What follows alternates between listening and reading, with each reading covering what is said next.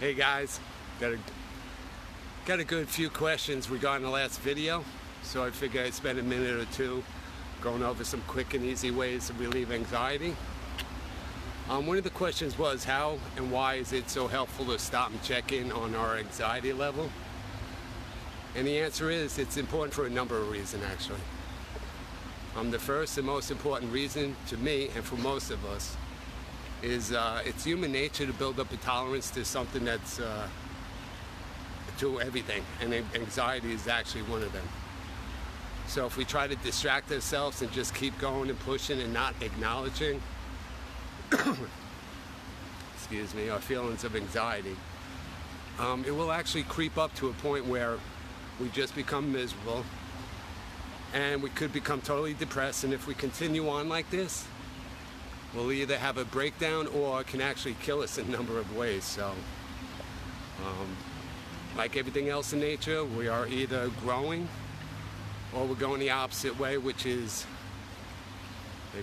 the opposite way, which is dis-ease and decay. There's no gliding along, sorry to say, right? So what this means is if we can just build a tiny habit of checking in on our anxiety, we could start to manage it. And we become a little bit comfortable in our own skin with some peace of mind and feelings of being okay. Now, this is not something that just happens like in a miraculous way. It comes as a result of daily process, which is just another way of saying habits. Another way we could look at this, hopefully, most of us still have some type of bucket list and or dreams of things we still like to do. Now, if we look back over the past year, do we see ourselves doing things that got us closer to these dreams? If not, what small steps could we have taken that would have moved us into that direction, right? The video on the 3 quick and easy ways to lower stress, which I gotta remember to pin up into my timeline, may seem way too easy and simple. But if we start to work just one of them into a daily habit, it will become natural. And then it starts to compound. So small habits of checking in and taking 3 deep breaths will grow and expand, not only into the amount of times we stop to check in and see if we're okay, but it'll start to affect us mentally also. Because, why? Because once we start to believe we're okay, the next we know we're okay after that, and we'll start thinking about other areas in our lives that we can improve on. My hope is this will that we will start thinking like this. If it's not a majority of the day, at least some part of the day.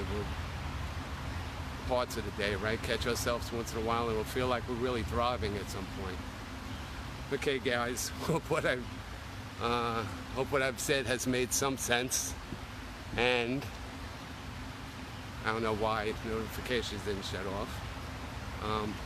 Hopefully we're becoming a little bit more open-minded, right? To take this red pill, even if it seems like it's the unpleasant way, might actually turn out to be the way of freedom and thriving and living a life worth living. Okay, that was corny. Wish I could edit this, but it really is how I feel. You know that saying, ignorance is bliss? Well, it really seldom is, and it's usually always when it has to do with stuff outside of us, right? Big part of what we're talking about here is that we don't have to go out and try to run 3 to 5 miles to make a difference. What we really want to do is start focusing on rewiring our brains, right? There's a very important part of our brain where if we wire it correctly, it's the part that we create when we make decisions and then follow through. Yes, that can be, and also is a habit. Overcoming inertia is usually the hardest part.